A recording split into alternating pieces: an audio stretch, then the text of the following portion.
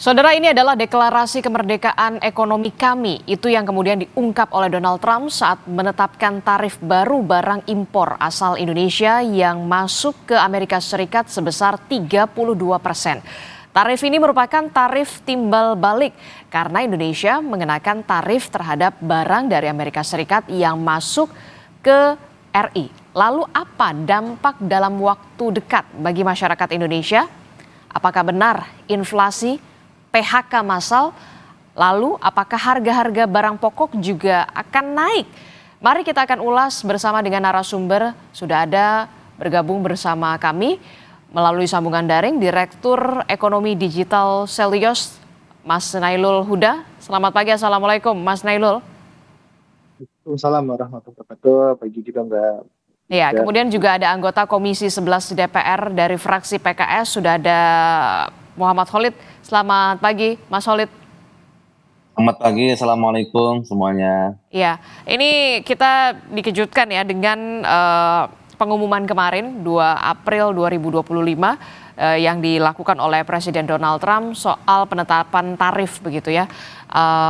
Yang paling sederhana yang bisa dipahami dulu, saya ke Mas Nailul. Mas Nailul, apa sebenarnya alasan dari Amerika Serikat untuk menerapkan tarif ini dan apa dampak yang paling signifikan akan terasa untuk Indonesia? Dijelaskan pemahamannya secara sederhana agar kita kaum awam ini bisa mencerna, oh dampaknya seperti ini. Seperti apa, Mas Nailul? ya, yang pertama alasannya ya, kalau kita lihat kemarin pidatonya Trump itu menjelaskan mengenai security, national security yang pasti tujuannya adalah untuk melindungi kepentingan nasional dalam hal ini industri di US. Memang kalau kita lihat dari semenjak dia kampanye, ini adalah kampanye American First dan sebagainya, melindungi kita dalam itu dan sebagainya. Makanya kalau kita lihat kemarin pidatonya itu menyebutkan national security. Itu yang kalau kita dengar dari Trump itu pasti salah satunya adalah national security, melindungi tarif dalam negeri mereka, yang di mana ini juga lucu juga ketika menjelaskan mengenai bagaimana tarif itu dibentuk gitu kan, bahwa ada surplus defisit perdagangan dan sebagainya yang itu digunakan, dan ini tidak make sense untuk bisa dicerna gitu untuk penentuan tarifnya. Kenapa Vietnam lebih tinggi, Cina lebih tinggi, Indonesia 32%, itu ternyata saya lihat tarifnya, rumusan tarifnya itu ya tidak make sense dan sebagainya, yang pada akhirnya akan berdampak kepada barang-barang yang kalau kita lihat ya Mbak ya, ini kan ada kita mengekspor ke Amerika. Nah, ketika permintaan dikenakan tarif tinggi, otomatis kan harganya akan lebih tinggi. Nah, ketika harga di Amerika itu lebih tinggi, permintaannya berkurang. Nah, ketika permintaan di Amerika berkurang, otomatis produksi dalam negeri kita, ekspor kita, ini juga akan berkurang. Nah, ketika ekspor berkurang, produksi berkurang, otomatis bahayanya adalah di PHK yang ada di industri padat karya di Indonesia. Makanya ini yang selalu kita sampaikan, dampaknya bisa ya menimbulkan PHK yang jumlahnya bisa banyak, karena Amerika sendiri merupakan mitra dagang utama Indonesia, salah satu mitra dagang utama di Indonesia, dan kita selalu surplus di sana. Dan ketika ekspornya menurun, ini akan berbahaya kepada industri nasional, dan industri nasional turun, ini akan berbahaya pada tenaga kerja kita. Oke, sektor apa yang paling pertama terkena dampak dari tarif yang diberlakukan oleh Amerika Serikat ini? Sektor apa yang kemudian nanti akan beresiko sekali kita berdampak terhadap PHK massal ini, dan bagaimana kemudian bisa Indonesia mengantisipasi ini? Ya, yang pertama adalah dari sektor tekstil. Bagaimanapun juga Amerika memang ya tekstil menjadi salah satu yang paling mitra dagang utamanya ke Amerika. Nah, kedua adalah ada electronical sama kemudian motor vehicle equipment atau peralatan untuk kendaraan bermotor. Otomotif. Nah, ini semuanya otomotif dan sebagainya itu ini pasti akan terdampak pertama kali. Karena apa? Karena kalau kita lihat ya untuk share di ekspor Indonesia ke Amerika itu cukup besar, selain adanya palm oil dan sebagainya. Tapi kalau palm oil kan pasti kan dia nggak terlalu padat karya, tapi kalau otomotif, kemudian ada machinery equipment atau peralatan mesin, kemudian tekstil dan sebagainya, itu akan terdampak secara langsung. Nah, ini yang kita khawatirkan mereka akan mengalami penurunan permintaan dan produksi dari sektor-sektor tersebut akan turun. Nah, ini yang kita khawatirkan. Nah, yang kedua adalah kita khawatirkan juga adalah banyak ya barang-barang yang masuk ke Indonesia dari mana? Dari negara-negara yang diberikan tarif lebih tinggi oleh Amerika. Misalkan Vietnam. Vietnam itu diberikan tarif yang lebih tinggi, 46% atau 44% gitu untuk ekspor Vietnam ke Amerika. Nah, barang-barang ini mau kemana gitu kan? Nah, bisa jadi barang-barang ini ke Indonesia, begitu juga dengan China yang diberikan tarif yang lebih tinggi. Nah, ini yang nggak kita inginkan sebenarnya, bahwa ini masalah ini bisa menimbulkan multiplier effect yang lebih tinggi lagi, dan saya rasa kebijakan Trump ini bisa membawa resesi kepada Amerika, resesi kepada global, dan juga resesi kepada Indonesia itu sendiri.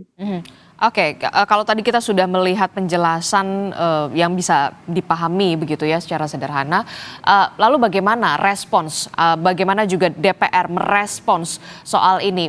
Apa yang bisa dilakukan oleh pemerintah dan juga mungkin DPR, karena kita tahu Indonesia lewat siaran pers Kementerian Luar Negeri akan mengirimkan delegasinya ke Amerika Serikat untuk melakukan negosiasi. Nah, apa yang kemudian dititipkan oleh DPR, Mas Solid?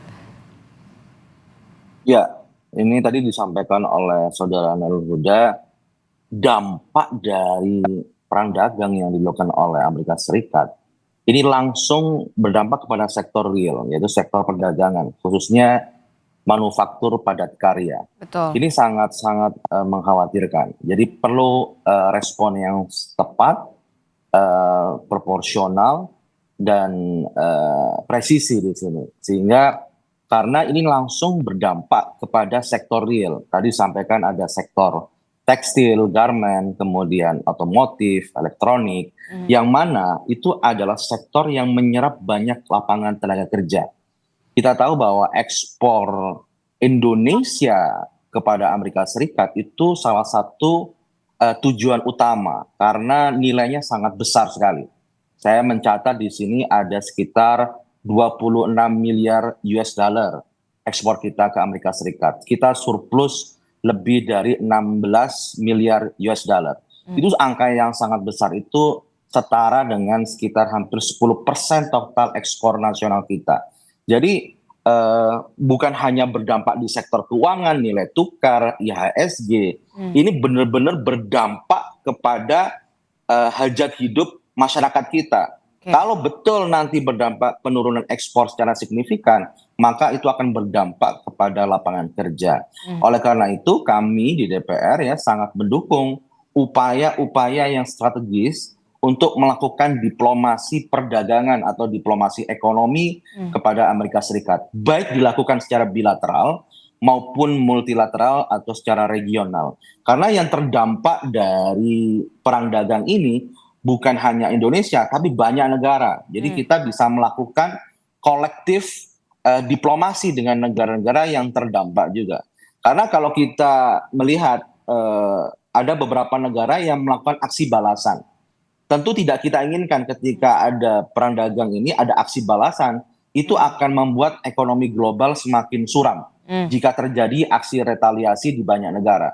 Nah, kami menyarankan Indonesia tidak melakukan retaliasi, tapi melakukan diplomasi ekonomi untuk menegosiasikan ulang. Kalau kita lihat ya bagaimana karakter kepemimpinan Presiden Amerika Serikat, Donald Trump, dia adalah seorang pebisnis, pengusaha, maka dia suka dengan melakukan negosiasi. Nah, ini adalah salah satu instrumen negosiasi dia, pemerintahan dia, untuk menata ulang perdagangan dengan mitra-mitra dagang dia. Sehingga ini adalah sebuah instrumen negosiasi dari Amerika Serikat kepada negara-negara yang menurut dia itu kurang menguntungkan. Sehingga ini adalah peluang kita melakukan negosiasi di sana. Jadi yang dilakukan oleh pemerintah dalam waktu dekat adalah mengupayakan diplomasi perdagangan terhadap Amerika Serikat, termasuk juga nantinya dengan negara-negara lain, begitu. Tidak ada dalam tanda kutip balasan yang akan dilakukan oleh pemerintah Indonesia. Mas Nailul, sudah tepatkah yang dilakukan oleh Indonesia saat ini? Ya, tentu kita mendukung segala upaya diplomasi ekonomi yang dilakukan oleh pemerintah untuk bisa menekan ataupun meminimalisir dampak dari perang dagang ini. Nah, yang kedua adalah kita juga melihat ya tadi sebutkan juga sama Big PT sama Pak Teddy adalah melihat peluang. Peluang untuk apa? Peluang untuk bisa misalkan untuk Vietnam. Vietnam itu kan diberikan tarif lebih tinggi dibandingkan dengan Indonesia 46%. Nah, ketika itu pasti untuk pabrik-pabrik seperti alas kaki di Vietnam sebagainya ini akan menghadapi nilai ekspor yang lebih mahal ke Amerika. Nah, ini yang kita harapkan adalah adanya relokasi dari pabrik-pabrik yang ada di Vietnam, China dan sebagainya itu ke Indonesia. Walaupun kita tahu bahwa Indonesia juga terkena tarif gitu kan. Nanti investor itu akan menghitung ini tarif di Indonesia 32%. Ketika diekspor ke Amerika, ini berapa nih untuk biayanya gitu kan, untuk total harganya gitu. Nah, ini yang harus kita tunjukkan juga. Ini bisa jadi peluang untuk bisa kita menarik investasi lebih banyak.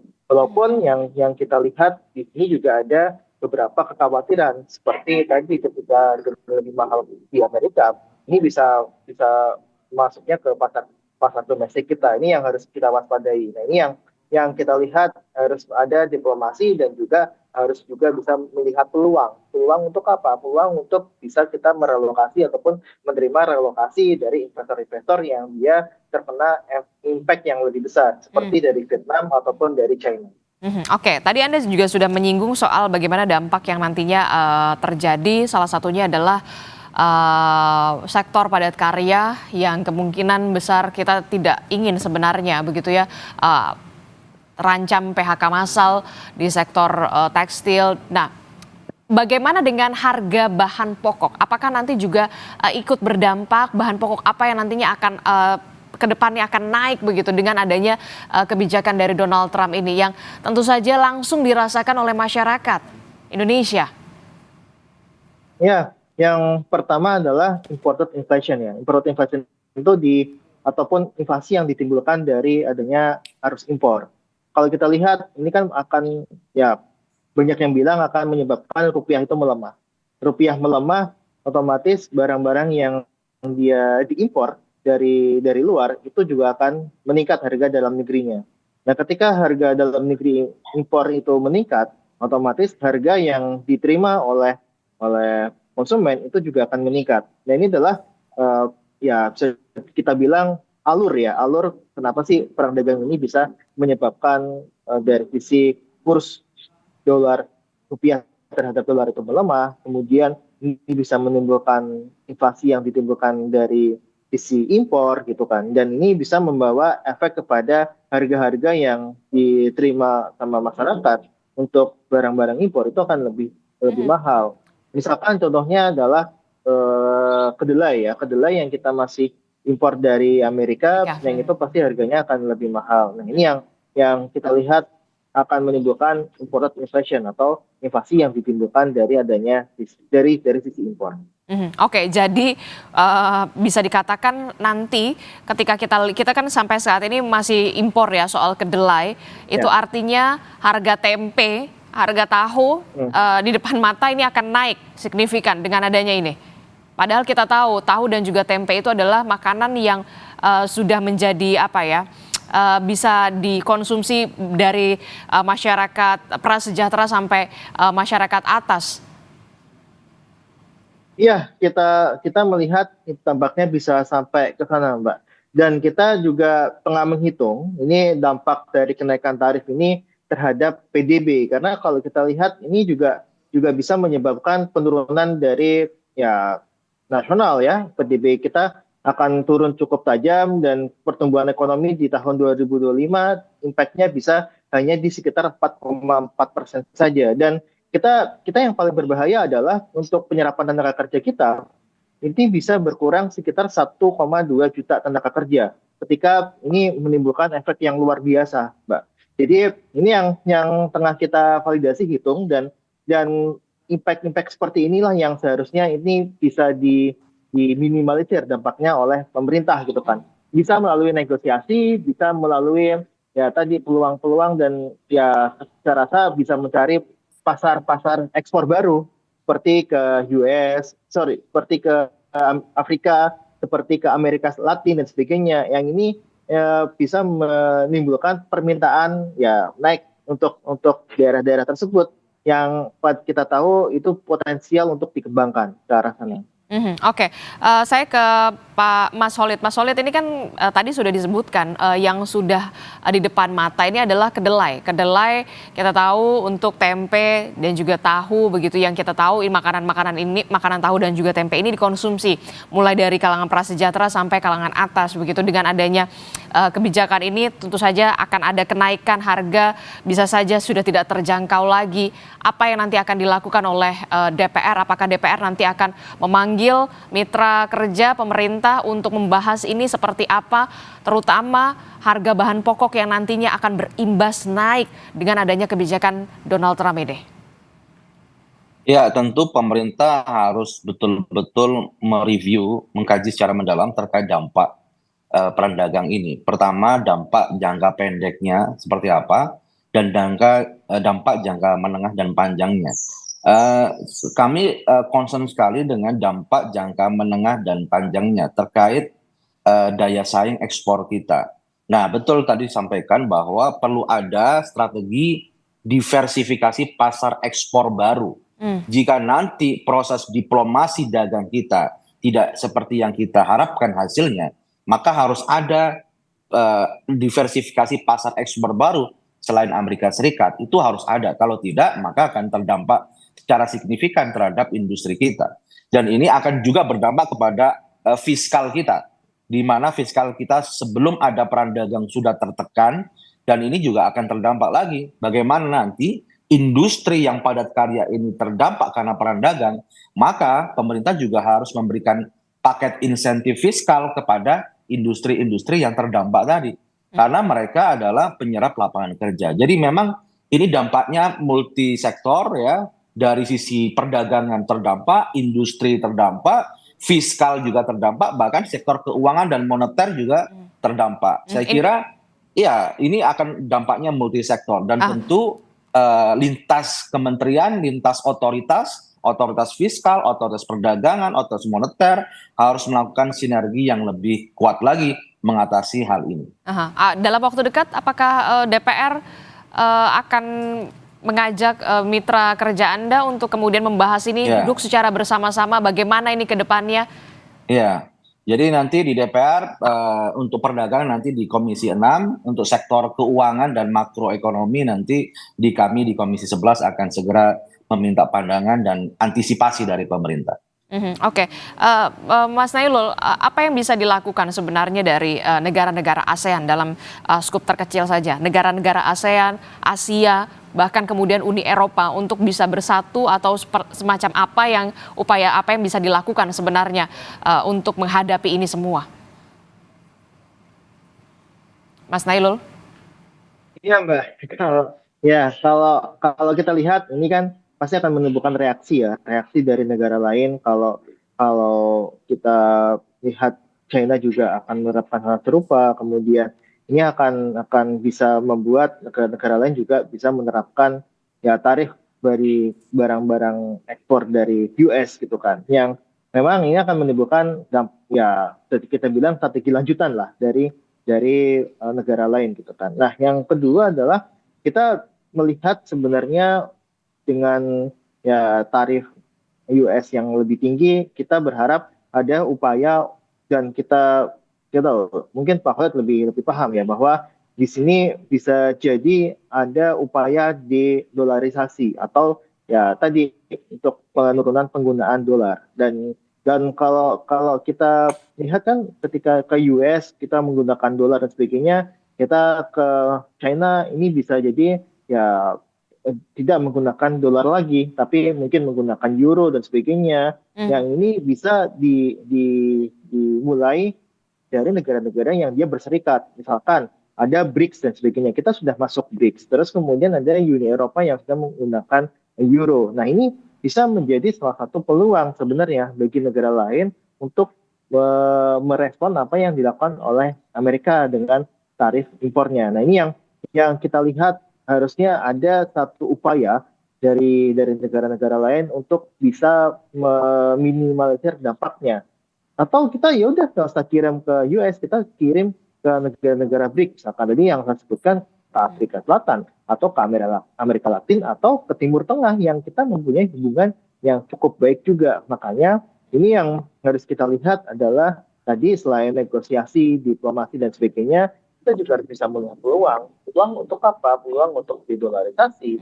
peluang untuk membuka pasar ekspor baru, peluang untuk bisa melihat ada dampak relokasi enggak untuk investor-investor ataupun pabrik-pabrik yang dia di negara-negara yang diterapkan tarif yang lebih tinggi dibandingkan dengan Indonesia seperti Vietnam ataupun China.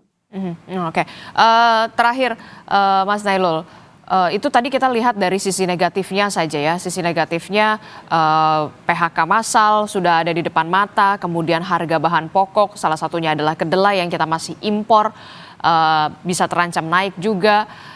Tapi ada tidak sebenarnya sisi positif yang bisa kita ambil dari Trump tadi, dari Amerika Serikat di Indonesia?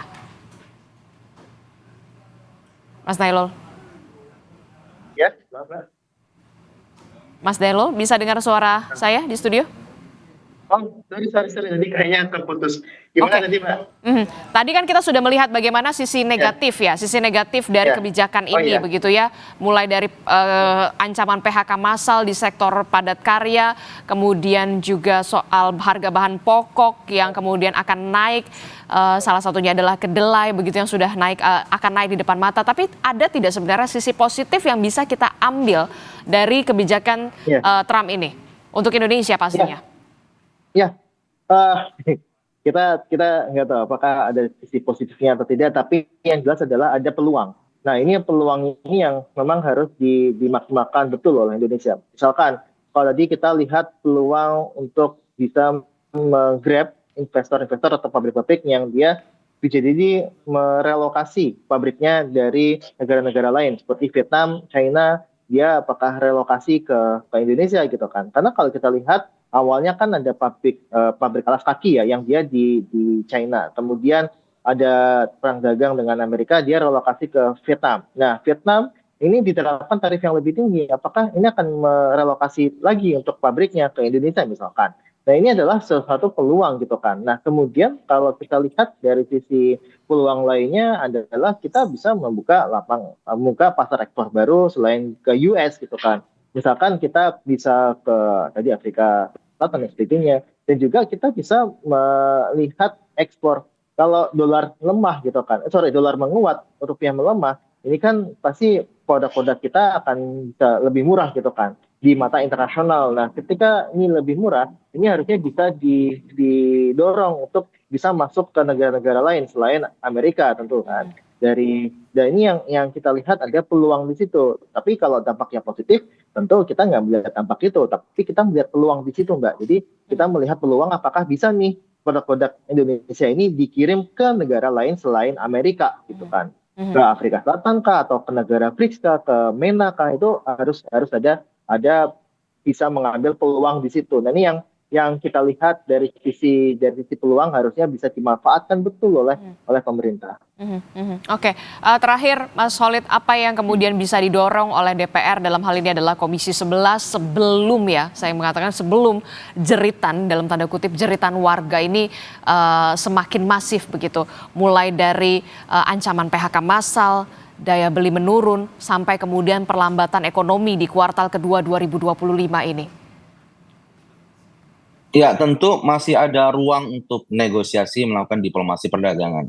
Ada satu isu yang belum diangkat oleh Donald Trump, yakni terkait GSP, Generalized System Preference ya. Itu adalah keringanan terkait negara berkembang mengenai produk-produk ekspornya. Dan itu bisa menjadi isu yang bisa kita masukkan dalam proses diplomasi dagang kita. Setahu saya itu belum dicabut ya kebijakan itu. Dan ini adalah ada ruang untuk melakukan negosiasi dengan Amerika Serikat. Salah satu juga yang diangkat mengenai non-tarif barrier yang menjadi keberatan Amerika Serikat. Apa kira-kira NTB yang bisa kita negosiasikan? Itu yang pertama. Kemudian yang kedua, memang pemerintah harus betul-betul menyiapkan skema jika diplomasi dagang kita itu stuck, tidak menghasilkan yang kita ekspektasikan.